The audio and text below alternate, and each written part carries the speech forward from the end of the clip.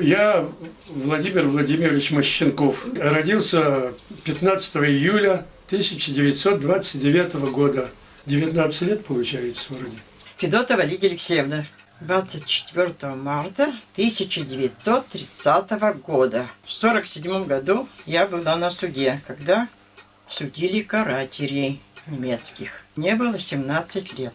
Суд-то ведь ожидалось, долго ждали суда. Везде уже суды по разным областям проходили суды над немцами. И часто выносили суды, значит, со смертными приговорами. И мы, в общем-то, все знали, что будет и в Новгороде суд. Шло же расследование, следствие шло. Мы все знали, об этом газеты писали, говорили. Поэтому мы с нетерпением ждали суда. Все знали. Ну и когда начался суд, конечно, вот тогда, значит, старались все попасть. Суд проходил теперешняя, значит, у нас филармония, а тогда был театр. Вот, все стремились попасть. Вход-то был не свободный, нужно было билеты доставать, поэтому не на каждое даже заседание суда вот, удавалось попасть. Настолько много было народу, что очень душно было. Я знаю, что я не сидел ни разу на балконе, а стоял. Все заседание надо было выстоять. Я работала уже в то время. И у нас от работы посылали. Я все дни проходила, что-то ходила. Сколько длился этот процесс, я все время ходила. То с утра, то где-то с обеда. Мы сидели на балконе. Была выставка, например, что запомнилось, это, значит, снятая позолота с Софийского собора, с купола. Был выставлен таз, портсигары. Смотрели все. Вот. Выставка охранялась, конечно. Я знаю, что были адвокаты, были. Но кто они и какие они там, не знаю. Не помню. Все рассказывали о зверствах, говорили. Все же говорили, кто где, в каком месте, в каких деревнях в области, где что они творили. Рассказывали, значит, вспоминали, значит, вот этого помнили немецких, говорили, что я вот, скажем, я помню этого, значит, вот немца из подсудимых. Вот это он. Я узнала его. Да, это я помню, когда признавались, говорили, вот все. А слышимость была хорошая.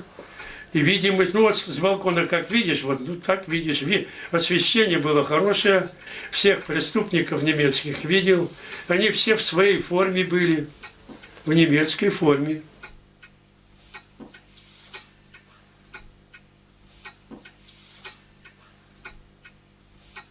Да очень тяжело. Чё ж это?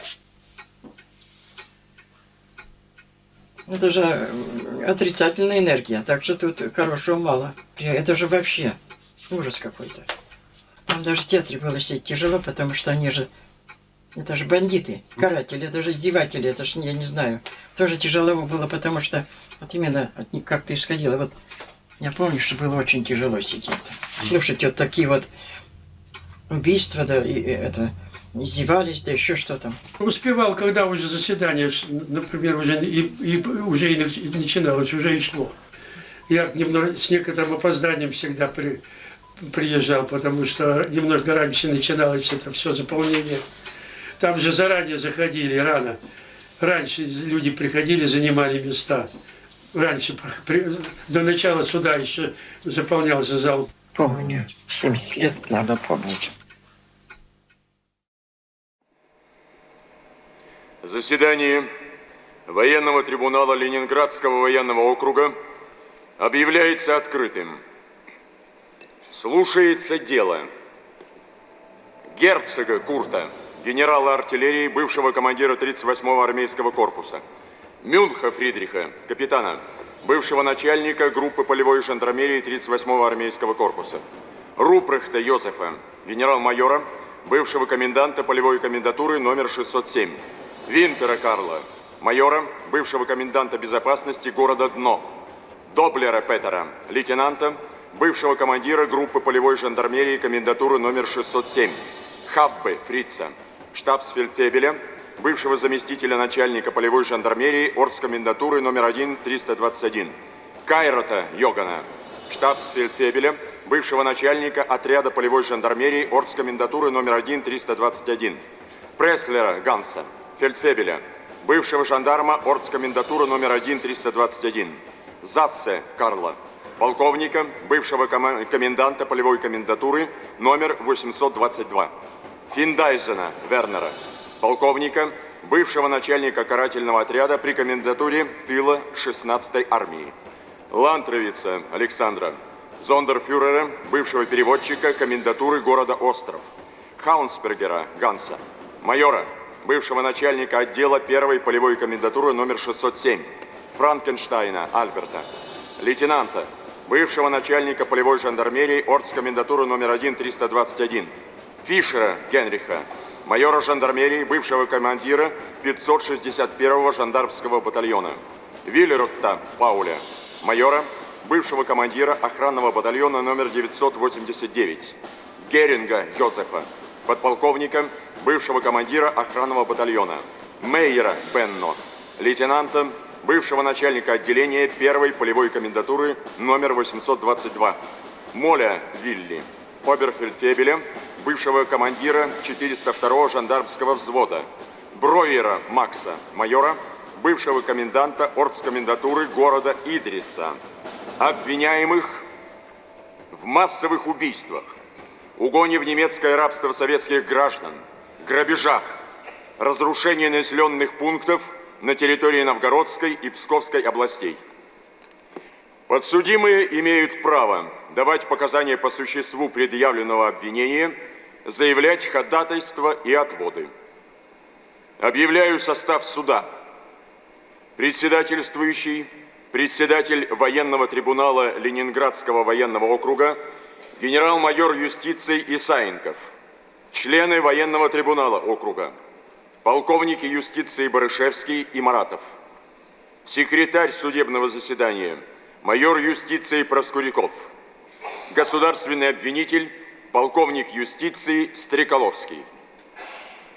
Имеются ли у прокурора, подсудимых и их защитников отводы к составу суда, секретарю судебного заседания и государственному обвинителю, а также какие-либо другие ходатайства? Не имею отводов и ходатайств. Отводов и ходатайств не имеем. Военный трибунал Ленинградского военного округа переходит к судебному следствию. Предлагаю государственному обвинителю огласить обвинительное заключение. После изгнания немецко-фашистских захватчиков из оккупированных ими районов Новгородской и Псковской областей выявлены многочисленные факты истребления гитлеровцами мирных советских граждан, в том числе женщин, стариков и детей, угона советского населения в немецкое рабство, уничтожение и разрушение советских сел и городов и разграбление государственного, общественного и принадлежащего лично гражданам имущества. Гитлеровцы за время своего хозяйничания в Новгородской области почти полностью уничтожили города Новгород, Старая Русса, Сальцы, Малая Вишера, Чудово с их промышленными предприятиями и сооружениями, жилым фондом и культурно-бытовыми учреждениями. Варварскому разрушению немецкие захватчики подвергли многочисленные памятники древнего русского зодчества. Преступления немецких захватчиков, массовые убийства, истязания, угон в плен в немецкое рабство мирных советских граждан, грабежи, бессмысленное разрушение городов и сел на территории Новгородской и Псковской областей являлись вопиющими нарушениями международного права. Организаторами и исполнителями этих преступлений являлись привлеченные к ответственности по настоящему делу бывшие военнослужащие германской армии. Генерал артиллерии Герцог, капитан Мюнх, генерал-майор Руприхт, майор Хаунсбергер, лейтенант Доплер, майор Фишер, майор Винтер, майор Вильрот, подполковник Геринг, старший лейтенант Франкенштейн, штабсфельдфебель Хаббе, штабсфельдфебель Кайрат, фельдфебель Преслер, полковник Зассе, лейтенант Мейер, зондерфюрер Лантревиц, оберфельдфебель Мойль, майор Бройер, подполковник Финдайзен. Они обвиняются в преступлениях, предусмотренных первой частью указа Президиума Верховного Совета Союза СССР от 19 апреля 1943 года и подлежат преданию суду военного трибунала Ленинградского военного округа. Необходимо ли перевести на немецкий язык оглашенный текст? Brauchen Sie eine Übersetzung des Anklagevortrags? Текст обвинительного заключения был выдан подсудимым заблаговременно, и подсудимые в переводе не нуждаются. Признаете ли вы свою вину? Angeklagte, gestehst du die begangenen Straftaten? Подсудимый Йозеф Рупрехт. Ja, ich bin schuldig, aber so waren die Befehle. Я признаю свою вину, но таковы были приказы. Карл Зассе. Ja, ich gestehe meine Schuld ein. Да, я признаю свою вину. Йоган Кайрат. Nicht nur ich habe diese Verbrechen begangen. Не только я совершал все эти преступления. Петер Доблер. Ja, ich gestehe meine Verbrechen. Признаю свои преступления. Карл Винтер. Ich trage die volle Schuld. Я полностью виновен. Фридрих Мюнх. Ja, ich bin schuldig an allen Verbrechen. Да, я виноват во всех преступлениях. Вернер Финдайзен. Ich bin nicht an allen diesen Verbrechen schuldig. Да, виноват не во всех преступлениях. Ганс Преслер. Das ist meine alleinige Schuld. Да, это целиком моя вина.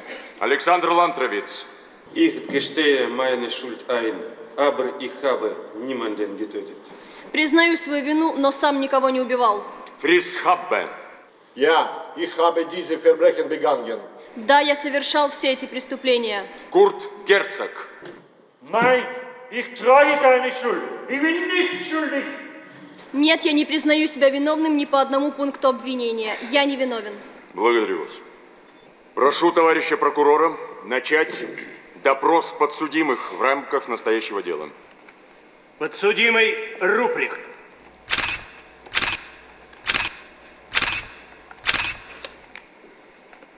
Признаетесь ли вы в том, что во время проведения карательных экспедиций в Дновском, Солецком и Порховском районах по вашим приказам разрушено и сожжено до 300 населенных пунктов? Жители этих сел и городов частью уничтожены, а частью угнаны на работу в Германию, а именно 1650 человек советских граждан. Признаю, но я убедительно прошу выделить то обстоятельство, что в районе Порхова была очень активная деятельность партизан. Я полагаю, что в зале суда находятся люди, которые были там партизанами. Я и в то время имел уважение к этим бандитам, хотя они делали мне много неприятностей. Вы называете партизан бандитами. Но скажите, кто бандиты? Нападающие или обороняющиеся? Нападающие. Так вы же, немцы, напали на нас. Значит, вы бандиты? Расскажите, подсудимые, о вашей операции в районе деревни Подлипье, Порховского района. В районе этой деревни на мой отряд напали партизаны. Я приказал сжечь деревню. Вы даже не дали жителям деревни захватить с собой вещи? Нам некогда было. Мы торопились. Ведь деревня находилась всего в 500 метрах от места нападения партизан. Если вашей задачей являлась борьба с партизанами, то зачем вы истребляли мирное население? Для солдата важно иметь ордена. А чем больше успехов, тем больше орденов.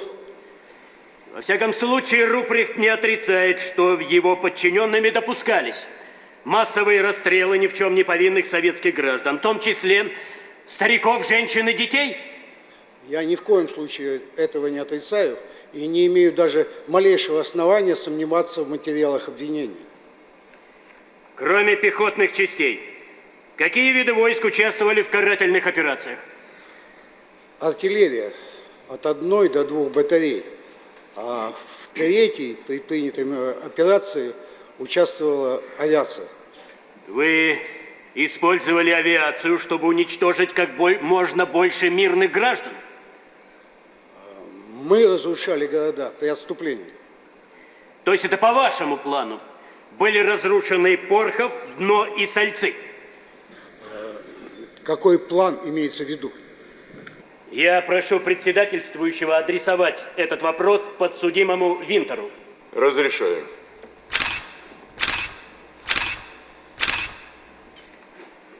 Подсудимый Винтер, в материалах предварительного следствия вы упоминаете некую карту. Что это за документ? Однажды я был приглашен генералом Рупрехтом. И он показал мне так называемую коричневую карту, на которой были указаны пути нашего предстоящего отступления. Руководствуясь этой картой, вы уничтожили Сальцы, Дно и Порхов. Да. При отступлении по предписанию эти города были полностью разрушены. Прошу разрешения задать вопросы подсудимому Винтеру. Разрешаю. Была ли эта карта составлена лично генералом Рупрехтом? Я не знаю. Генерал приказал мне уничтожить все населенные пункты, лежащие по сторонам нашего отступления. Подсудимый Рупрехт, скажите, при разрушении городов вы руководствовались приказами вышестоящего начальства? Или вы лично отдавали подобные распоряжения? Я выполнял приказы высшего командования и не проявлял инициативы в этих действиях. Я прошу суд отметить тот факт, что подсудимый не мог ослушаться этих приказов. Я хочу задать вопрос подсудимому Доплеру. Разрешаю. Подсудимый Рупрехт, вам не давали позволения сесть. Подсудимый Доплер, зимой 1943-44 годов по личному приказу Рупрехта вы сожгли деревни в районе города Порхов и участвовали в угоне населения в лагерь. Назовите эти деревни. Опочна, Киевка, Вентна, Загорье, Железно и Старая Александровка. По каким же причинам вы сожгли эти деревни? А Рупрехт мне объяснил, что они были связаны с партизанами. Это был предлог для расправы с населением. Расскажите о последствиях операций. Все имущество населения сгорело, скот был реквизирован. В Порхов для направления в Германию я доставил около 1000 человек. Для дачи свидетельских показаний я прошу вызвать немецкого военнопленного Циграфа. Разрешаю. Свидетель, имели ли место в комендатуре номер 607 факты вопиющего насилия над советскими гражданами? Однажды явился гражданин, чтобы сдать найденную винтовку, но в комендатуре ему не поверили и учинили допрос, как партизаны. При допросе присутствовали подсудимые Рупрехт, Доблер и другие жандармские офицеры. Рупрехт дал знак прекратить допрос, и гражданина вытащили на улицу. Через несколько минут я слышал выстрел.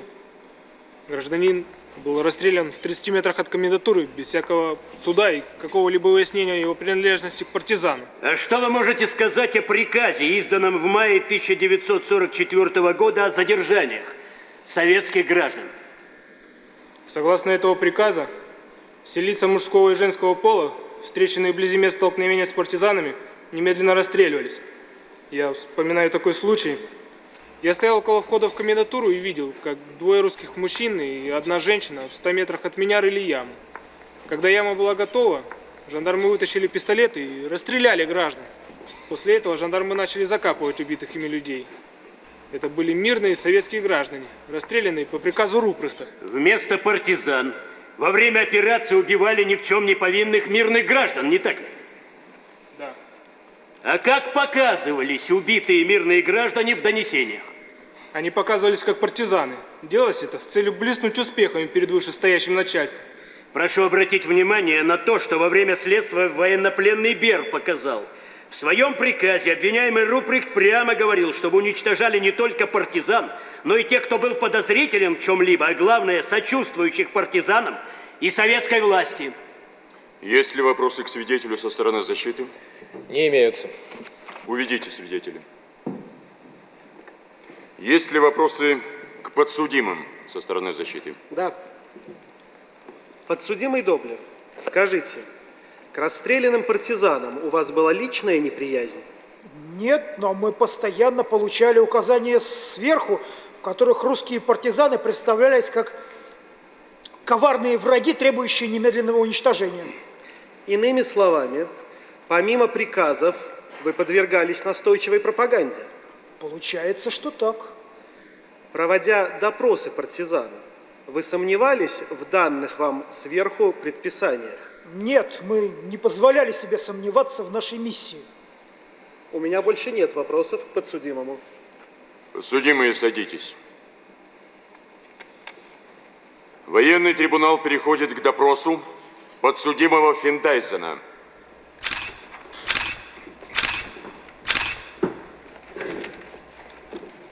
Подсудимый Финдайзен, вы признаетесь в совершении зверств над мирным советским населением в 1942-43 годах восточнее железнодорожной линии Дно-Новосокольники, сожжении 3 населенных пунктов и угоне около 2000 советских граждан в Германию? Я ни в чем не виновен и отказываюсь от данных на себя показаний. Подсудимый Финдайзен, вы отрицаете собственные показания? Под воздействием незаконных методов я вынужден был дать вымышленные на себя показания под диктовку переводчика-исследователя. Подсудимый, скажите, нанесли ли эти методы ущерб вашему здоровью? Нет, но следователь угрозой физической расправы и оскорблениями вынудил меня давать показания. Вам зачитывали протокол следствия, сделанный переводчиком? Да.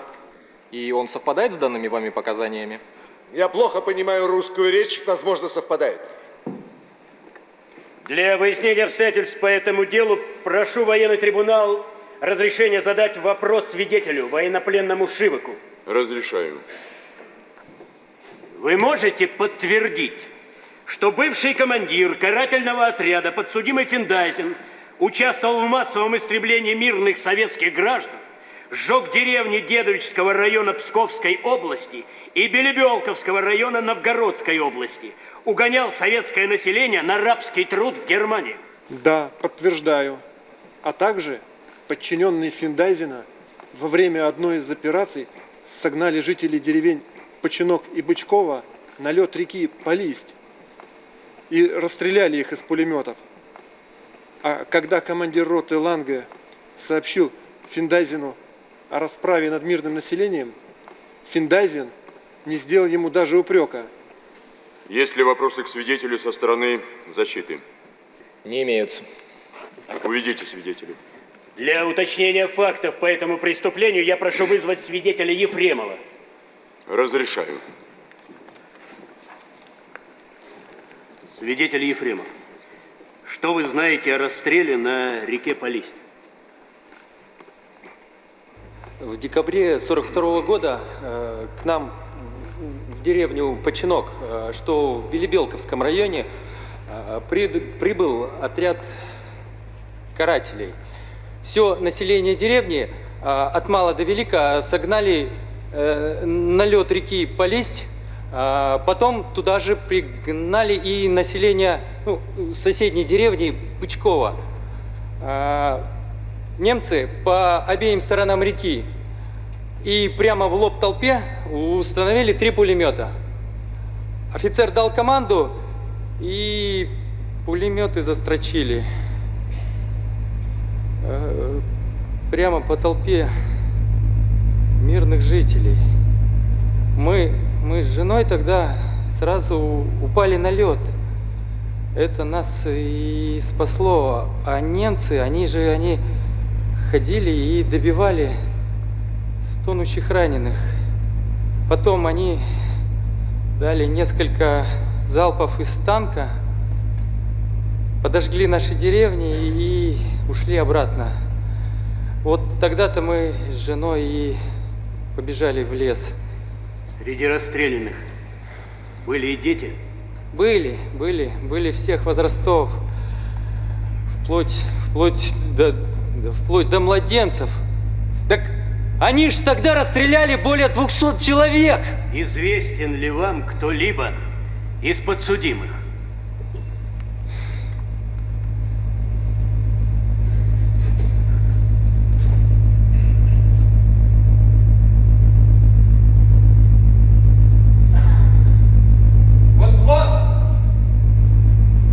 Вот этого офицера я видел, когда меня допрашивали и пытали в немецкой комендатуре в деревне Бычкова. Подсудимый, значит, карательные отряды все же уничтожали мирных жителей? Такие случаи были, я сожалею об этом. Есть ли вопросы к свидетелю и подсудимому со стороны защиты? Не имеются. Благодарю вас, свидетель. Подсудимый, сядьте. Военный трибунал переходит к допросу подсудимого Карла Винтера. Подсудимый, признаете ли вы себя виновным в том, что по вашему приказу было расстреляно 180 советских мирных жителей, заживо сожжено 5 человек и удушено газами 6 человек, подверглись истязаниям 4 старухи, одна из них от побоев умерла? Я понятия не имел об этих зверствах. Какие населенные пункты были вами уничтожены?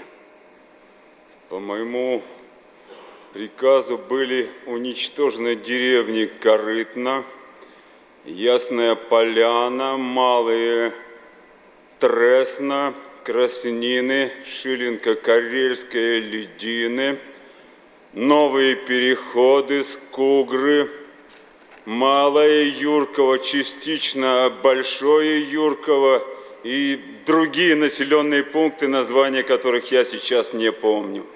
Прошу отметить, что подсудимый Винтер называет как минимум десяток деревень. Зверства над мирными жителями могли совершаться без доклада коменданту? По моему распоряжению, жителям этих деревень была оказана помощь на месте. Помощь? Да. Вы называете это помощью. А не так ли было, как вы говорили на предварительном следствии? Напомню, вы говорили о том, что по вашему приказу было насильственно эвакуировано в пересыльный пункт «Дно» около 400 человек. И приблизительно такое же количество стариков, женщин и детей при уничтожении деревень были выгнаны из своих жилищ и оставлены на произвол судьбы. Подтверждаете? Это имело место. Вы лично брали вещи гражданского населения? Так точно. Это мародерство?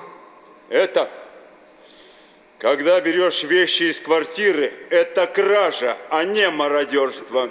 То есть, по-вашему, это благородный поступок? Это поступок сильного человека военного времени. А карательные акции над мирным населением – это тоже поступок сильного человека? Я не понимаю, о чем вы. Передо мной свидетельские показания уцелевших жителей деревни Юрково, Дновского района. Они не щадили никого, ни стариков, ни женщин, ни малолетних детей. В какой части Юркова это было? Во всех частях. Я хочу знать, в какой именно части Юркова это происходило, поскольку Юрково состоит из 2 частей. Везде расстрелы были.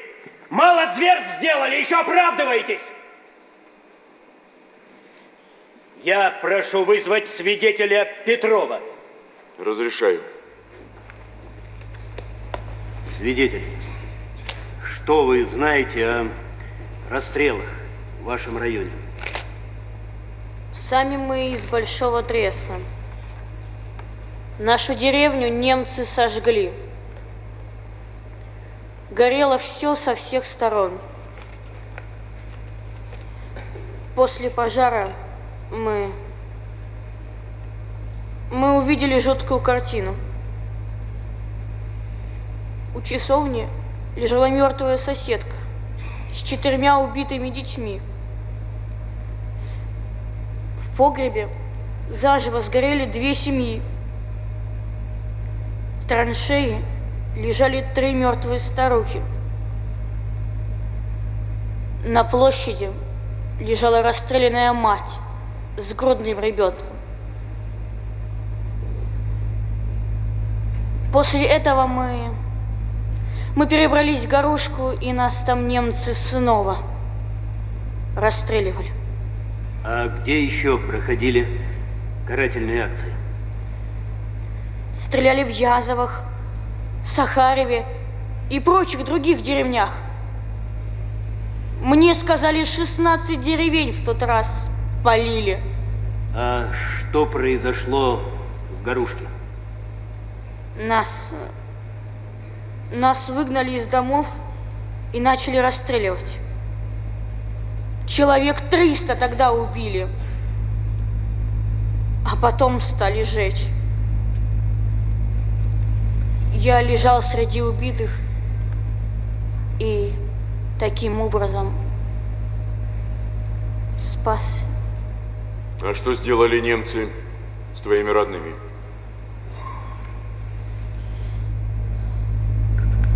Маму и братишку Павлушу они застрелили. Я благодарю свидетеля.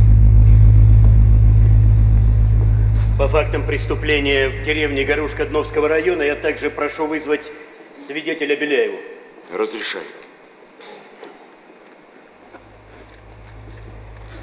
Свидетель, расскажите, когда это было? 4 января 1944 года. В этот день немцы собрали всех граждан деревни, женщин, стариков и детей. В одном месте человек 100 собрали, но в том числе и я была с 5 детьми. Младшему было 5 лет. А что они хотели сделать, согнав вас вместе? Они хотели собрать нас в одной избе и сжечь. Но им этого сделать не удалось. Тогда они сгрудили нас человек к человеку в центре деревни, возле избы. Поставили 6 пулеметов, начали расстреливать, потом еще в груду трупов бросали гранаты и потом еще подожгли. Свидетель Беляева, как вы могли все это увидеть? Разве вас не было среди расстреливаемых? Нет, я была. Когда начали стрелять, я прижала к себе детей, бросилась на землю. 2 старшие девочки мои побежали. Их догнали и убили.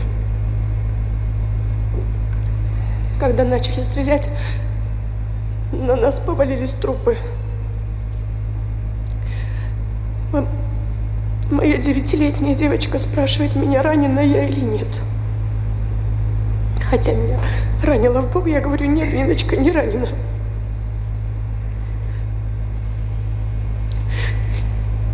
Она говорит, мамочка, и я нет. И тут в нас стали бросать гранаты.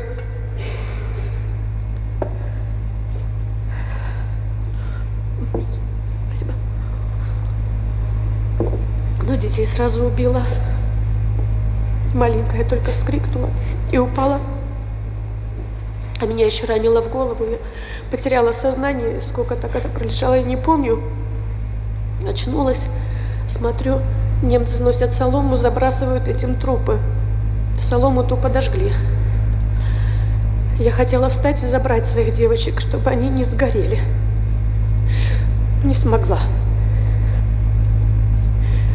Тогда я поползла через трупы, спустилась к речке, через мостик. В меня опять начали стрелять, но не попали. Я отлежалась, поползла дальше. Смотрю, там на берегу речки еще 25 несожженных трупов. И среди них маленькая девочка, 2-летняя, кричит: мамочка, мне холодно. А кровь с горки в речку течет. Сколько еще в деревне было расстреляно детей? Все дети и все матери. Все дети, все матери. И бабушку нашу, которая в избе оставалась, тоже расстреляли. Человек 300. В тот день немцы убили и сожгли. И деревню всю сожгли. Есть ли вопросы к свидетелю и подсудимому со стороны защиты? У меня есть вопросы к подсудимому.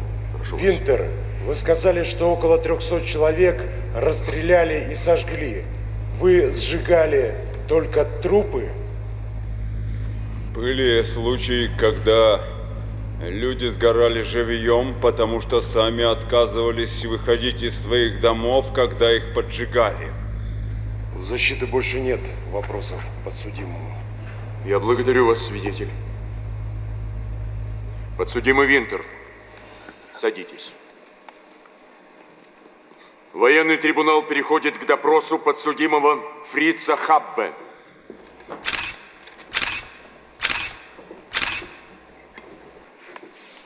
Подсудимый, сколько мирных советских граждан было расстреляно при вашем участии? Я участвовал в расстрелах 10 раз, во время которых было расстреляно от 20 до 30 человек. То есть при вашем участии было расстреляно от 200 до 300 мирных советских граждан? Получается так. А как производились расстрелы? Был допрос подозреваемых в партизанских налетах и пособничестве партизанам. После этого мои приказы приводились в исполнение жандармами. А на допросах вы избивали граждан? Да. Среди них были дети и старики? Да. Сколько человек вы лично избили? 20. А после избиения расстреливали мирных советских граждан? Иногда не расстреливали. Мы отправляли их в тайную полицию. Подсудимый Хаббе, это были ваши решения? Нет, я выполнял приказы вышестоящего начальства. А доводилось ли вам вновь видеть людей, которых вы отдавали в руки тайной полиции? Оттуда эти люди не возвращались. А скажите, вы были членом фашистской партии? Да, с 1937 года. Значит, вы вели себя в Советском Союзе как настоящий фашист? Да. А признаетесь ли вы в том, что вели себя как убийца? Я прошу вызвать свидетеля Артемьева. Разрешаю.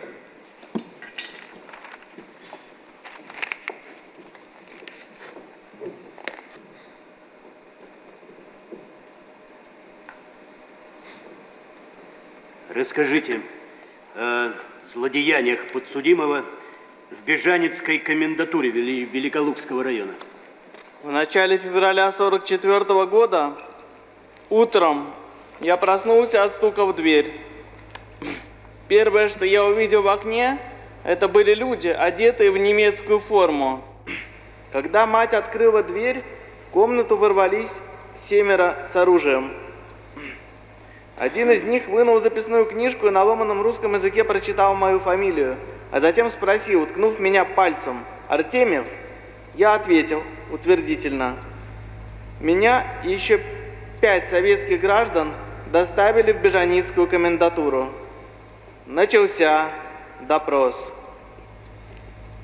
На столе у штабсфельдфебеля, который меня допрашивал, лежала резиновая палка, обвитая колючей проволокой. Меня обвиняли в связях с партизанами, но так как с партизанами я не был связан, то ответы моих жандармов не удовлетворяли.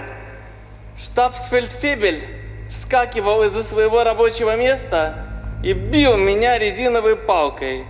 Затем меня положили на табуретку, оголили спину и стали бить по ней. Когда я терял сознание, немцы обливали меня водой. Я приходил в себя, кое-как поднимался, и допрос продолжался. Потом меня стали бить по пяткам какой-то дубиной. Очнулся я в камере одиночки. То же самое произошло и с остальными арестованными. Затем всех нас снова допросили до потери сознания. Когда мы пришли в себя, немцы предложили нам подписать самим себе приговор. Им хотелось еще перед смертью поиздеваться над нами. У всех нас была тогда одна мысль. Уж лучше расстрел, чем подвергаться дальнейшим пыткам. Приговор я подписал. Вечером нас связали и быстро погнали к небольшой возвышенности, которую местное население называло Солдатской горкой. По дороге били прикладами, заставили раздеваться догола и выводили на горку. Раздавались залпы из автоматов, пистолетов, винтовок. Люди падали. 3, 5, 6. Когда было убито 7 человек, немцам это показалось слишком медленным, и они стали беспорядочно стрелять в раздевающихся арестованных. Тот немец, который бил нас в жандармерии, в упор выстрелил в меня. Когда я упал, какой-то солдат снял с меня всю одежду и потащил к яме. Сознание я не потерял. Пуля попала в правую щеку и вышла через левый глаз. Я почувствовал, что падаю в яму. На меня падали трупы. Яма была глубока. Я услышал слова на плохом русском языке: «Уже закапываете?» А я хотел отрезать им конечности. Староста возразил: надо было это сделать, когда они были живые. Яму забросали снегом. Я услышал шум отъезжавшей телеги, на которой немцы увозили трофеи, нашу одежду. Банда поехала за новой партией заключенных. Только встав во весь рост, я смог достать рукой до краев ямы. Сможете ли вы назвать имена этих немецких палачей? До самой смерти я запомнил звериную морду штабсфельдфебеля. С тех пор до суда с ним не встречался и фамилии его не знал. Но здесь, на процессе, увидел его и узнал его фамилию.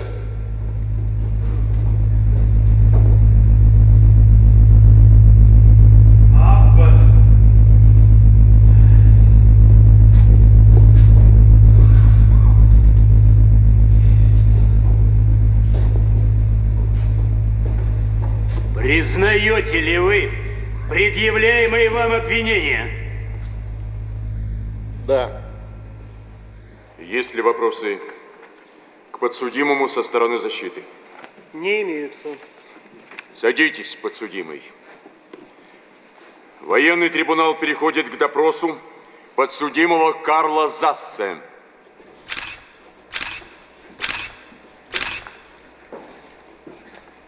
Подсудимый, сколько месяцев вы были на посту коменданта 822-й полевой комендатуры города Остров Псковской области? 17 месяцев. А сколько было насильственно эвакуировано в Германию мирных жителей? Около 20 тысяч. А что вы делали с опустевшими деревнями? Я не понимаю, о чем вы. Следствием установлено, что вы сожгли 600 населенных пунктов. Вы признаетесь в этих преступлениях? Может быть, но я выполнял лишь инструкции. Какими инструкциями вы руководствовались? Белой тетрадкой под названием «Борьба с бандами на Востоке», которая подписана Гитлером или Кейтелем. Но Кейтель осужден Международным военным трибуналом в Нюрнберге как бандит. Значит, и вы, выполняя приказы Гитлера и Кейтеля, являетесь бандитом? Да. Руководствуясь этими инструкциями, какие приказы по организации массового уничтожения советских граждан издавали вы сами? Я никаких приказов не издавал. Я прошу представить трибуналу инструкцию, распространяемую для советских граждан на временно оккупированной территории. Посмотрите, вот ваша инструкция, которая носит название «Организация самозащиты». В ней вы писали: при встрече с партизаном убейте, во время сна нападайте на партизан топорами, уничтожайте их. Все ваши обращения поучают одному: убивайте, убивайте, убивайте. Действительно, я это писал. Еще напомню ваши слова. Всякое сопротивление немецкой армии несет смерть тому, кто сопротивляется. Но ведь вашим зверством сопротивлялся народ. Значит, вы грозили смертью советскому народу? Народу я хотел только добра и защищал их от произвола партизан. А разве население просило у вас защиты? Да, ко мне приходили по этому поводу 2-3 старосты. Но ведь этих старост никто не выбирал. Они не могли представлять народ. Это предатели и изменники, это ваши представители. Народ защищался сам и по его воле. Вы сидите на скамье подсудимых. Вам известно имя героя Советского Союза Клавдии Назаровой? Вполне возможно. Скажите, что происходило на базарной площади города Остров в декабре 1942 года? Я не помню. Я хочу задать этот вопрос подсудимому Лантровицу. Разрешаю.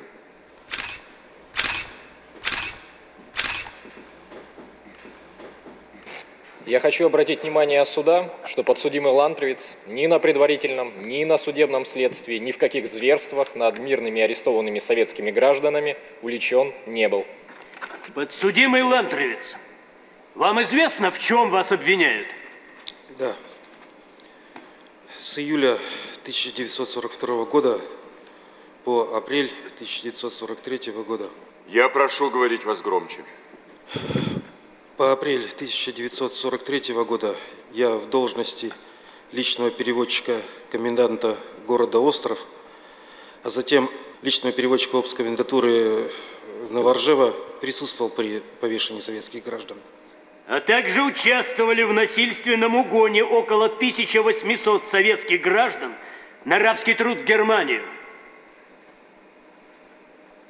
В качестве представителя оргкомендатуры осенью 1942 года вы принимали участие в повешении в совхозе Городище Островского района гражданина Николая Ершова. Сколько ему было лет? 16. Что вы видели на базарной площади города Остров в декабре 1942 года? В декабре 1942 года группу лиц из 3 мужчин и 2 женщин привезли на машине из тюрьмы. Руки у всех были связаны. Среди них было и Назарова. Я зачитал им приговор об их повешении. Одна из девушек заплакала. Назарова ее успокоила. Потом их отвезли на базарную площадь и там повесили. Лантровиц, садитесь. Подсудимый Зассе, в чем они обвинялись? Я не могу вспомнить, в чем была вина этих девушек. Возможно, в пособничестве партизанам. И когда я приказывал их повесить, я же не знал, что в будущем Назаровой присвоит звание героя Советского Союза. Вы их приказали повесить без всякого суда? Без суда. Значит, советские люди расстреливались в комендатурах без всякого суда по приказу подсудимого Зассе. Подсудимый Зассе, вы единолично принимали решение о расстрелах? Кроме меня имели право расстрела и другие коменданты местных комендатур. Таким же правом обладали и начальники службы СС, и командир стоявшего тогда в острове велосипедного охранного батальона. И лично я расстрелял только 100 человек. И прошу суд учитывать эту цифру. Если вы считаете, что этого мало, мы можем зачитать фамилии всех расстрелянных. Не надо.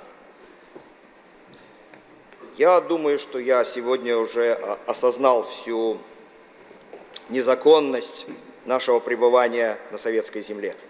Есть ли вопросы к подсудимому со стороны защиты? Да. Подсудимый Засса, вы раскаиваетесь в содеянном? Да. Я искренне сожалею и готов понести наказание, чтобы искупить вину перед советским народом.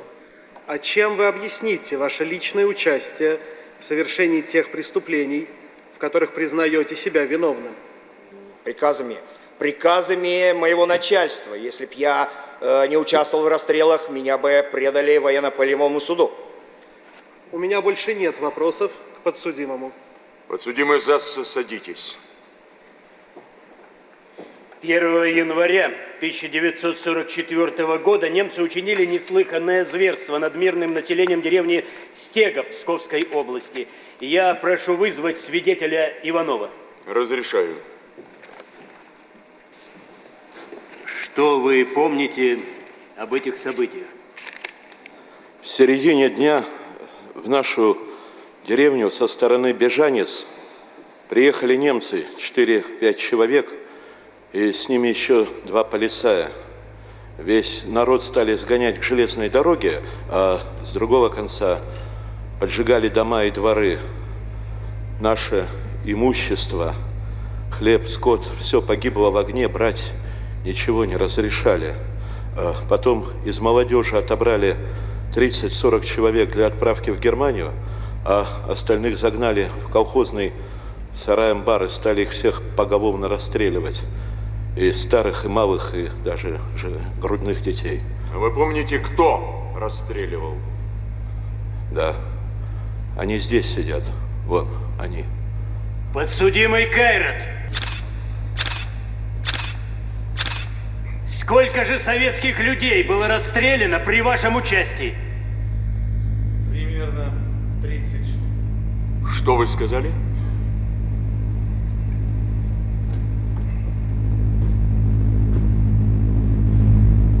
Примерно 30 штук. Штук? Около 30 штук. Сколько арестовали? Лично я арестовал 50-60 штук. Свидетель Иванов, я прошу продолжить ваш рассказ. В этот день немцы убили моего 80-летнего брата. Его дочке Татьяне сказали тащить тело отца в огонь, потом ее убили тоже и сожгли. На моих глазах у одной женщины отобрали ее детей, расстреляли их, а потом ее угнали в лагеря. Тех, кто оставался еще, немцы согнали на скотный двор и всех расстреляли, а еще живых добили прикладами.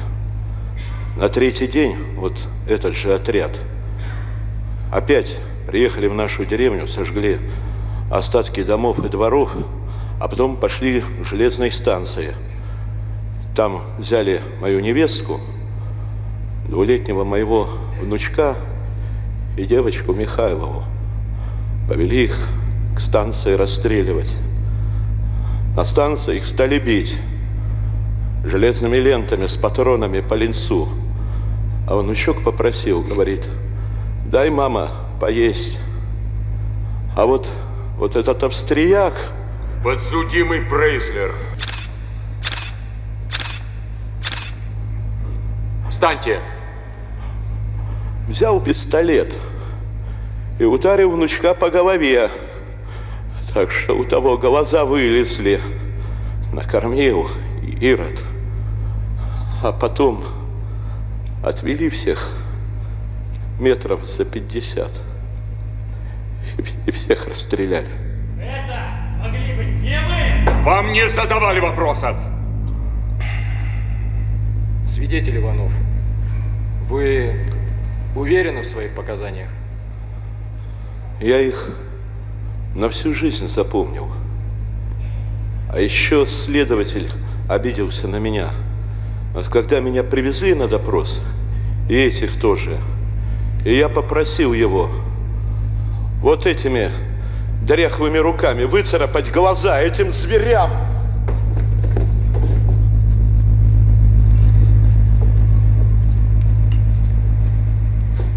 Есть ли вопросы к подсудимым у защиты? Не имеются. 1 марта 1944 года я и жена брата моего мужа Пунтус Клавдия были арестованы полицаями. В середине января 1944 года рано утром в деревне Глушево и Суслово со стороны беженец приехал отряд карателей. В октябре 1943 года, где-то в 2 часа дня, жандарм местной комендатуры и 2 полицая.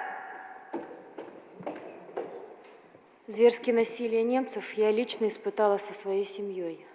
Нашу деревню Селищево в 1944 году сожгли гитлеровцы.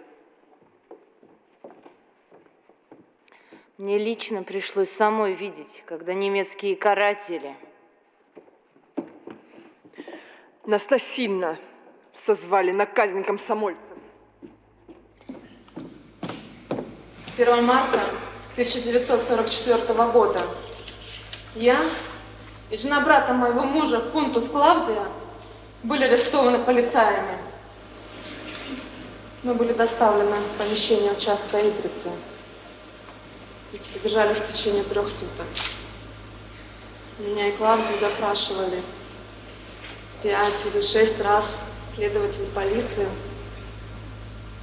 Кроме следователя, на допросах всегда присутствовало 3 полицаев, вооруженных резиновыми дубинками. Каждый раз после допроса они избивали нас до потери сознания. Советских граждан на допросах избивали, а некоторых даже расстреливали. Фролович Анна, Калина Пелагея и другие. В октябре месяце 1943 года, где-то в 2 часа дня, жандарм местной комендатуры и 2 полицая вывели из тюрьмы 2 советских граждан, мужчин, и расстреляли в военном городке Уян. Наблюдая совместно с гражданкой Лопуха Лидией за актом расстрела советских граждан, я заплакала. Увидавший мои слезы, жандарм местной комендатуры Рюруп накричал на меня, а потом меня избили. Я потом лично присутствовала на погребении Клавы Назаровой и видела следы побоев на ее лице, руках и спине. Потом арестовали и меня. Со мной были арестованы еще 23 человека. Это были Олег Серебряков, Александр и Николай Митрофановы, Ольга Иванова, Лев Судаков и другие. Нас обвиняли в связи с партизанами. При допросах немцы избивали нас кулаками и плетками. Пытки проводились в маленькой комнате рядом с тюрьмой. Там неподалеку пытали Клаву Назарову. Эта комната имела ужасный вид. Скамейка, стена вблизи нее, все было в крови, а рядом был столик, на котором лежали разнообразные плетки. Кожаные, металлические, из прутьев. Допрашиваемых избивали так, что их невозможно было узнать. Мне лично пришлось самой видеть, когда немецкие каратели вели по нашей деревне крутец жители деревни Дмитриева Василия. Он был в крови, после чего его тело нашли обугленным. Обе ноги его выше колен были обрублены. При облаве около деревни людей, прятавшихся в землянках, немецкие каратели расстреляли. Морозова Андрея Ивановича, 50 лет, Захарову Марию, 48 лет, Яковлеву Евдокию, 50 лет, Шорникова Семена, 50 лет, Семенова Александра, 50 лет, девушку Зину, 19 лет, Михайлова Василия, 45 лет, Алексееву Матрёну и ее дочь Алексееву Анну, 10 лет. В середине января 1944 года рано утром в деревне Суслово и Глушево со стороны Беженец приехал отряд карателей. И среди карателей были немцы и русские полицаи, вооруженные автоматами и пулеметами. Всех жителей заводили в дома. Немцы и полицаи входили в дома и сбивали всех подряд. Стариков, женщин, детей. Они сжигали все дома, в которых расстреляли проживавших. В одной деревне Суслово за один день они расстреляли 170 человек, мирных граждан, и сожгли все дома, в которых те проживали. А к нам в Глушево они пришли в 12 часов дня, сожгли 20 домов и расстреляли 105 человек. Нашу деревню Селищево в 1943 году сожгли гитлеровцы. В лесу, к востоку от деревни Селищево, мною и другими односельчанами были выстроены землянки. В них укрывалось человек 50 мирного населения. В середине мая 1944-го немцы подошли к нашим землянкам. Население бросилось бежать. С ними убежал мой старший сын, две мои дочери, Мария, Вера и сын Ваня. Были больны тифом и не могли убежать с остальными. Мне удалось с детьми отойти с километра от наших землянок. И дальше идти мы не могли. И остались лежать в болоте, в воде, в окружении немцев. Эти начали расстреливать нас из автоматов. Всех моих 3 детей убили. Я была ранена в нескольких местах. И наши землянки, их было 10 или 12. И все, что в них находилось, немцы сожгли.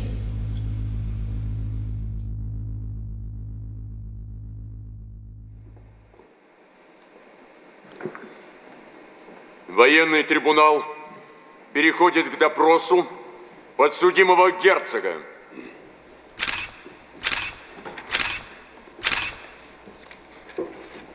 Подсудимый герцог, следствие установило, что вы принимали участие в Первой мировой войне против России, после чего были признаны негодным к фронтовой службе. Значит ли, что вы добровольно приняли участие в походе на Советский Союз? Я знал о готовящейся войне с Россией еще за 2 месяца и сразу говорил, что эта война безумие. И почему же вы не сделали из этого мнения практических выводов? У меня было 3 выхода. Либо застрелиться, либо уехать на родину и занять какой-нибудь тыловой пост, либо воевать. Я выбрал лучший выход – выполнять приказы. Где вы находились на момент нападения на Советский Союз? В чине генерал-лейтенанта командовал 291-й пехотной дивизией из жителей Восточной Пруссии. По приказу мы перешли границу около Мемеля. Вы принимали участие в блокаде Ленинграда. На что рассчитывало немецкое командование? Какие планы оно строило?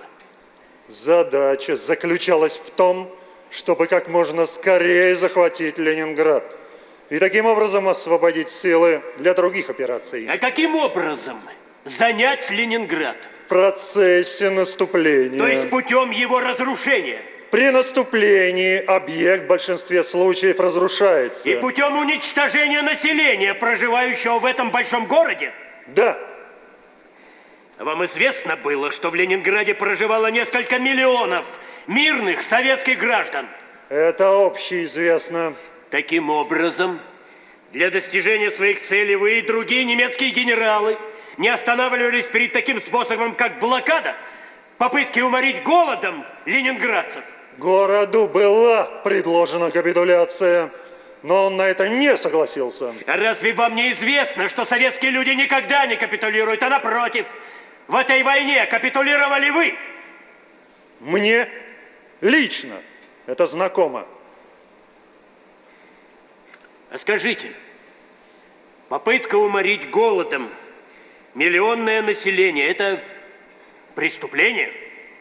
Преступление. И вы, как участник этого преступления, также участвовали в тех злодеяниях, которые были совершены в отношении героического ленинградского населения? На это я должен сказать, что Ленинград и даже его самые внешние окраины я никогда не видел, так как в середине ноября выбыл на другой фронт. Вы Ленинград не видели потому, что вас туда не пустили.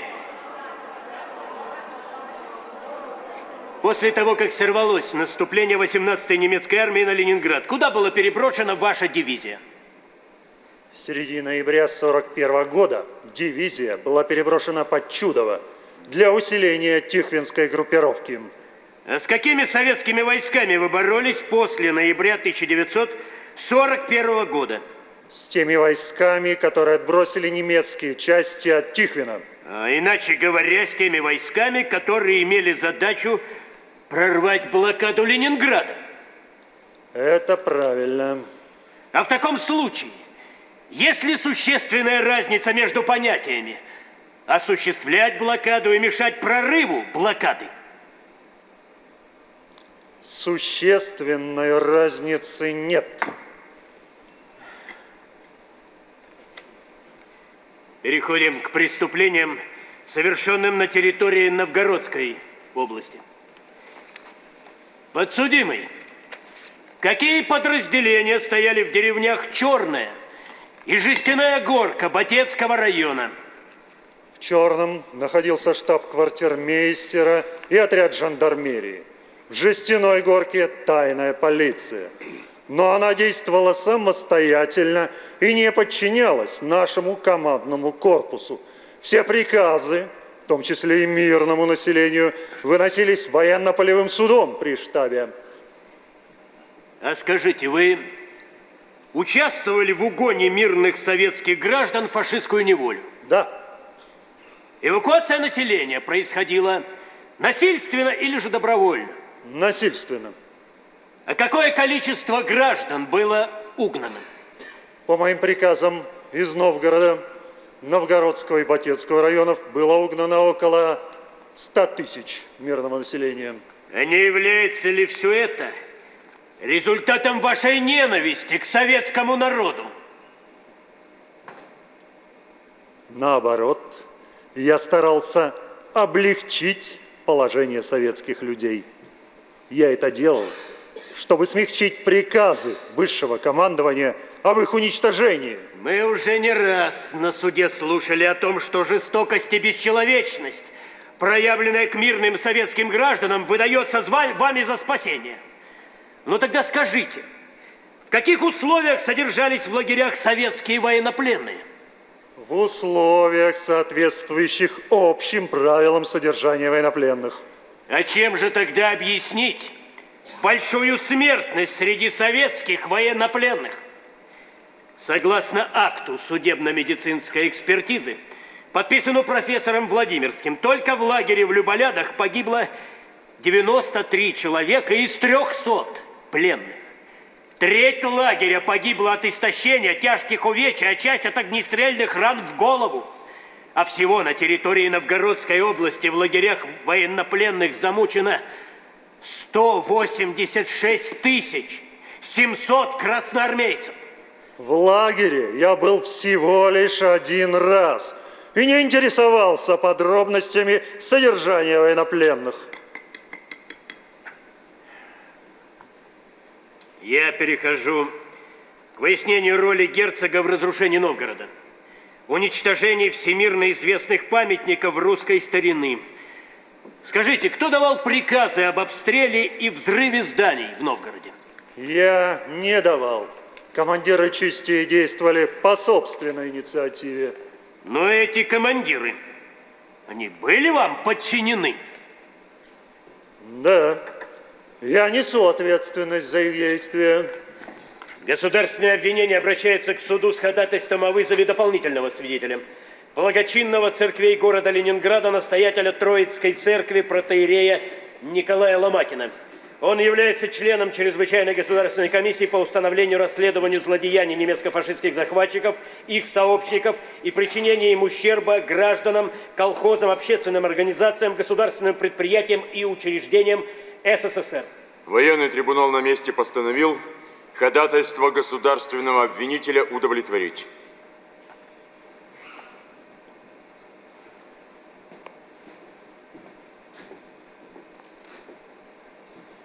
Свидетель, вы выступали в 1946 году на Международном военном трибунале в Нюрнберге как свидетель блокады Ленинграда? Да. Будучи настоятелем Никольского храма, я всю блокаду провел в Ленинграде и наблюдал трагические картины разрушения древних памятников. Расскажите, пожалуйста, о том, какие разрушения вы увидели в Новгороде, прибыв туда в качестве члена Чрезвычайной государственной комиссии в феврале и марте 1944 года. Когда мы приехали в Новгород, который славился своими древними храмами, то увидели, что не осталось ни одного целого. А что именно было сделано с этими храмами? Об этом я и хочу рассказать. Была взорвана церковь Флоры и Лавра постройки XIV века. Разрушена церковь Спаса на Нередице. Погибла всемирно известная ее роспись XII века. Софийский собор, построенный при князе Владимире Ярославиче, в XI веке уничтожили. Во многих местах пробиты стены. Разрушены несколько сводов и верхняя часть северного портала. Гитлеровцы полностью разграбили все внутреннее убранство собора. Вывезли все иконы с иконостасов, все паникадила, включая древнее паникадило, принадлежавшее еще Борису Годунову. И не только из него, но из всех храмов города вы не найдете ни одной иконочки уцелевшей, не найдете ни одного церковного облачения. Все вывезено гитлеровцами. Да что говорить об отдельных храмах. Всюду, куда ни придешь, сердце обливается кровью при виде кощунства, грабежа и бесчинств людей, которые на всю Европу кричали о своей культуре, презирали все человечество, говорили, что они веруют в Господа Бога. Где ж их вера?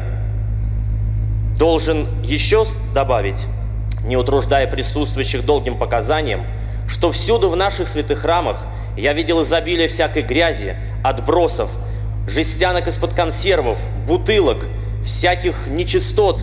Я, как культурный человек, восхищаюсь русскими древностями. Я не мог отдавать приказ о разрушениях, в которых вы меня обвиняете. Обстреливались храмы Божьи, разрушались школы, разрушались дома мирных жителей. Мне бы очень долго пришлось утруждать вас, если бы я стал до конца читать эту страшную книгу крови и страданий. Но могу сказать одно. Русские люди до конца исполнили свой долг перед Родиной. Да судимы будете. Я благодарю вас, свидетель. Я прошу вызвать военнопленного Пельхау, работавшего в отделении 1С штаба 28-го корпуса, допросить его в качестве свидетеля. Военный трибунал на месте постановил ходатайство государственного обвинителя удовлетворить.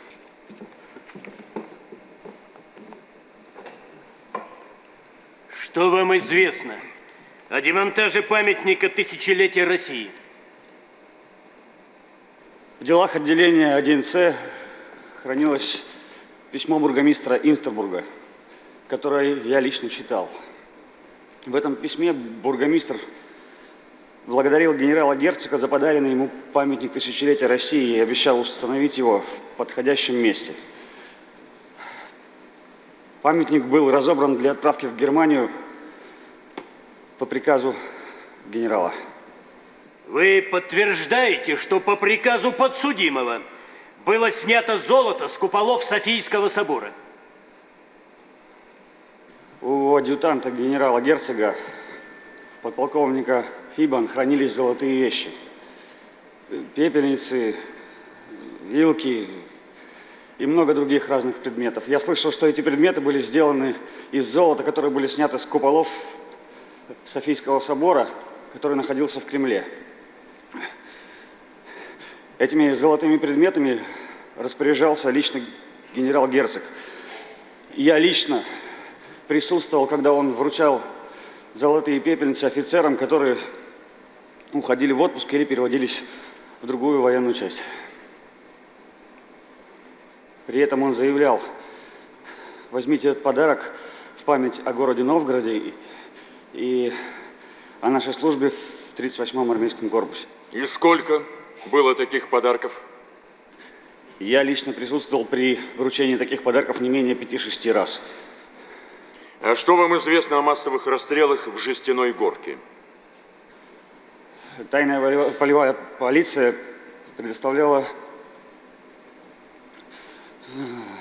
протоколы допросов советских граждан. Здесь они согласовывались, и после этого производились расстрелы. И много было таких протоколов тайной полиции? Я точно не знаю, но их было много. Расстрелы проводились по приказу подсудимого Герцога? Да. Подсудимый Мюнх. Будучи начальником полевой жандармерии 38-го армейского корпуса, вы и ваша команда производила расстрелы советских граждан? Да, расстрелы советских граждан производились жандармами моей команды и в моем присутствии. Подсудимый Герцог, что вам известно об этих расстрелах? Я лично, как командир 38-го армейского корпуса, ни устных, ни письменных приказов о расстрелах советских граждан никому не давал. Подсудимый Мюнх, так вы по собственной инициативе производили расстрелы или имели на это соответствующие приказы? Я производил расстрелы только на основании письменных приказов. От кого и за чьей подписью поступали к вам такие приказы? Первые приказы, которые я получил в 1943 году о расстреле советских граждан, были подписаны генералом Герцогом. Я это утверждаю потому, что эти приказы непосредственно поступали ко мне. Я их читал, давал приказания жандармам произвести расстрел и после этого лично сам делал отметку в приказе об исполнении.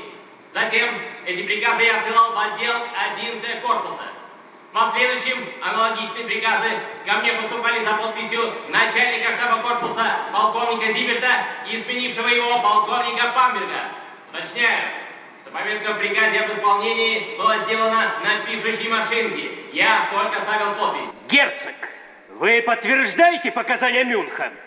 Показания эти я не подтверждаю. Я ни Мюнху, никому другому никаких приказов о расстреле советских граждан не давал. Подсудимый Мюнх, сколько приказов о расстреле советских граждан вы получили из штаба и сколько из них было подписано лично Герцогом? Когда я со своей жандармерией находился в деревне Черная, это было в марте, апреле и июне 1943 года, то я получил из штаба корпуса 12 или 15 приказов о расстреле советских граждан. Из них 3 или 4 были за подписью герцога. Всего по этим приказам моими жандармами было расстреляно около 20 человек. Подсудимый герцог ходатайствует о вызове по этому делу военнопленного Янки. Янки с ноября 1941 года и по момент капитуляции занимал должность старшего судьи военно-полевого суда при штабе 38-го армейского корпуса. Разрешаю.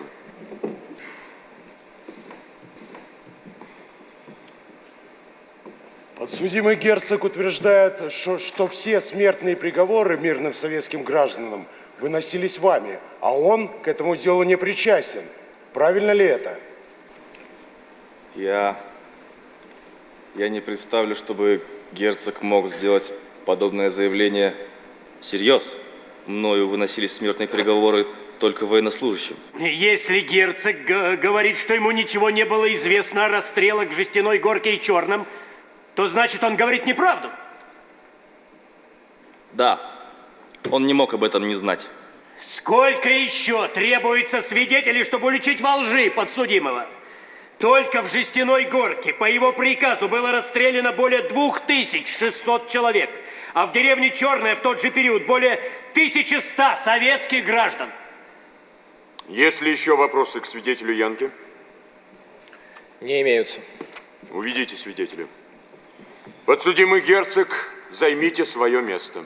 Государственное обвинение обращается к суду с ходатайством вызвать дополнительно судебно-медицинского эксперта Ленинградского военного округа Владимирского, принимавшего участие в расследовании немецко-фашистских зверств и, в частности, обследовании могил, где захоронены замученные немцами советские граждане. Военный трибунал на месте постановил ходатайство государственного обвинителя удовлетворить.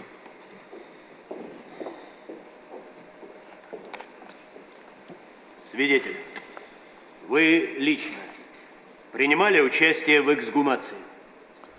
Принимал. Я сам своими руками перебрал не 1 десяток тысяч трупов. Что вы можете сообщить суду об эпизодах обвинения, связанных с деревнями Жестяная Горка и Черная? По результатам эксгумации в ямах, могилах 2 деревень мы обнаружили не менее 3700 трупов. Скажите, не являлись ли причиной смерти боевые ранения? Найденные повреждения, и в частности пулевые, как боевая травма, нами исключены. Смерть этих людей насильственная. Она последовала от тяжких смертельных телесных повреждений, сквозных огнестрельных пулевых ранений головы, шеи, груди. Расположение входных пулевых отверстий в громадном большинстве случаев на затылочной части головы указывает на специальные выстрелы, расстрелы. Диаметр входных пулевых отверстий является типическим для немецкого автомата Шмайсера, имевшего калибр пули 9 мм.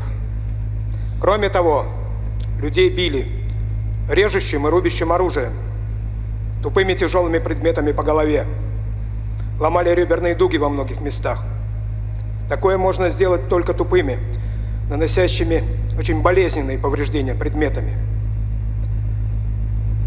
В свидетельских показаниях постоянно встречаются упоминания истязаний, избиений.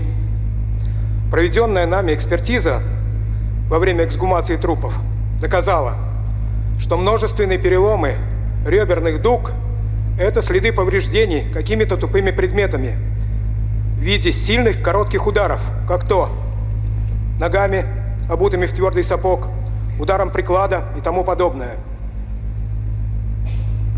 Множественные оскольчатые переломы черепа со вдавлением осколков внутрь также указывают на причинение ударов по голове тяжелыми тупыми предметами. Среди них были старики и дети? Самым младшим из погибших могло быть 14 лет. Подростков, девушек, мужчин и женщин в возрасте до 65 лет рубили тесаками, шашками и штыками винтовок, на что указывают ровные края поврежденных костей.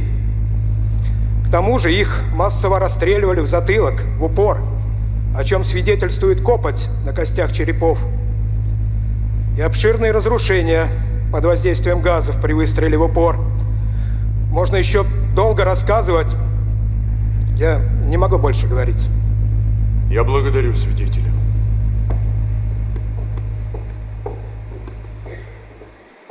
Допрос подсудимых и свидетелей окончен. Имеется ли у участников уголовного процесса ходатайство о дополнении судебного следствия? Ходатайств не имею. Ходатайств не имеем.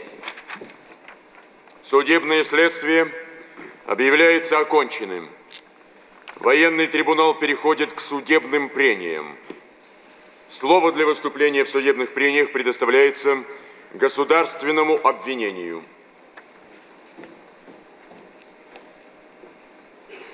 Граждане судьи, за время заседания военного трибунала перед нами вновь ожили страшные картины чудовищных злодеяний немецко-фашистских захватчиков. Представшие перед судом немецкие захватчики совершили на территории Новгородской, Псковской и в районах Ленинградской, Великолукской и Полоцкой областей тягчайшие преступления. По официальным данным Чрезвычайной государственной комиссии, являющимися неопровержимыми доказательствами и последственным актом и документом, убийцами было расстреляно, повешено, заживо сожжено, замучено в тюрьмах и лагерях 34 555 советских граждан Новгородской и Псковской областей. Из этих же областей они насильственно угнали в немецкое рабство 316 217 мирных граждан. Общий размер ущерба, причиненного государственным предприятиям и учреждениям, колхозам и гражданам Новгородской и Псковской областей по определению Чрезвычайной государственной комиссии составляет около 50 миллиардов рублей. Во имя памяти тех, кто погиб в борьбе за свободу и независимость нашей Родины, во имя счастья отцов и матерей, жен и детей, братьев и сестер, каждый из 19 подсудимых заслуживает смерти. Пусть прозвучит ваш приговор, как справедливая расплата немецко-фашистским разбойникам за их чудовищные злодеяния. Сегодня советский закон опускает карающую руку на их головы. Никому не уйти от справедливого возмездия. Слово предоставляется стороне защиты. Изучив материалы следствия и показания свидетелей, мы просим суд о снисхождении к подсудимым. Во многих случаях преступления, в которых их обвиняют, были спланированы высшим германским командованием и были выполнены подсудимыми как ответственными подчиненными. Поднимая оружие против мирного населения, они видели пред собой бесконечные приказы и предписания, угрозы пойти под трибунал. Они признают свою вину. Те немыслимые зверства, о которых мы услышали из их собственных уст и уст свидетелей, потерявших родных, близких, не могут быть прощены ни людьми, ни законом. Но в то же время мы видим перед собой жертв гитлеровской пропаганды. Еще до нападения на Советский Союз им внушили, что здесь живут низшие существа, достойные лишь быть рабами на принадлежащих им, захватчикам, землях. И сколько предателей, ставшими старостами и карателями, помогли этим преступным мыслям укорениться в их отравленном сознании. Им внушили, что неуничтожение партизан порочит честь офицерского мундира. А потому, можем ли мы поставить этих жестоких, но подневольных людей на одну ступень с высшим гитлеровским командованием? На руках подсудимых кровь, но кровавые планы злодеяний созревали в головах тех, кто остался в Фатерлянде и послал своих солдат на убийство и смерть. Сегодня мы должны быть снисходительны к подсудимым настолько, насколько нам позволяет наше право. Право победителей. Прения сторон закончено. Предоставляется последнее слово подсудимым. Ich bin schuldig, aber die Befehle. Ja, ich gestehe meine Schuld. Nicht nur ich habe diese Verbrechen begangen. Ich gestehe meine Verbrechen. Ich trage die volle Schuld. Ich bin schuldig an allen Verbrechen. Ich bin nicht an allen diesen Verbrechen schuldig. Das ist meine alleinige Schuld. Ich gestehe meine Schuld ein, aber ich habe niemanden getötet. Ich habe diese Verbrechen begangen. Ich trage keine Schuld. Ich bin nicht schuldig. Суд удаляется на совещание. Первой в мире страной, осудившей нацистов и их пособников, стал Советский Союз. При освобождении родной земли Красная Армия увидела везде руины и массовые захоронения. Поэтому 19 апреля 1943 года Президиум Верховного Совета СССР опубликовал указ номер 39 о мерах наказания для немецко-фашистских злодеев, виновных в убийствах и истязаниях советского гражданского населения и пленных красноармейцев, для шпионов, изменников Родины из числа советских граждан и для их пособников. По этому указу тысячи убийц были осуждены. По самым жестоким и масштабным преступлениям были проведены 20 открытых судов в наиболее пострадавших от оккупантов городах. Новгородский открытый суд над немецкими военными преступниками 1947 года стал последним в России. Именем Союза Советских Социалистических Республик с 7 по 18 декабря 1947 года Военный трибунал Ленинградского военного округа в открытом судебном заседании в городе Новгороде рассмотрел дело о злодеяниях немецко-фашистских захватчиков на территории Новгородской, Псковской и Ленинградской областей, по которому обвиняются бывшие военнослужащие германской армии.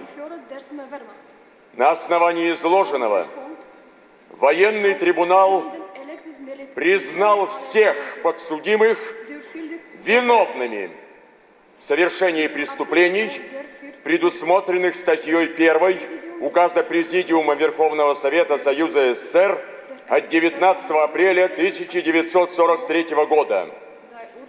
И, руководствуясь указом Президиума Верховного Совета Союза СССР от 26 мая 1947 года об отмене смертной казни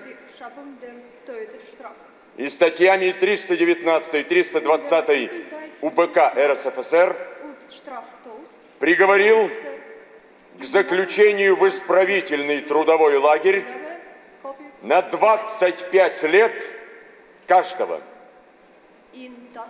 Приговор может быть обжалован в кассационном порядке в военную коллегию Верховного суда Союза СССР через военный трибунал Ленинградского военного округа в течение 72 часов с момента вручения копии приговора осужденным.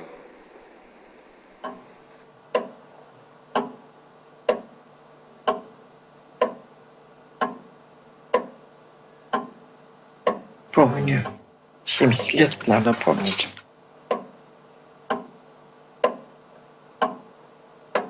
Вот это вот яркое было.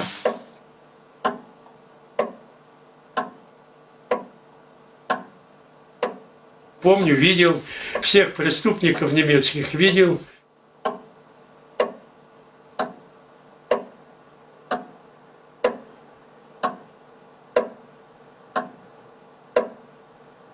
Это у меня так перед глазами, вот это до сих пор есть. Яркое.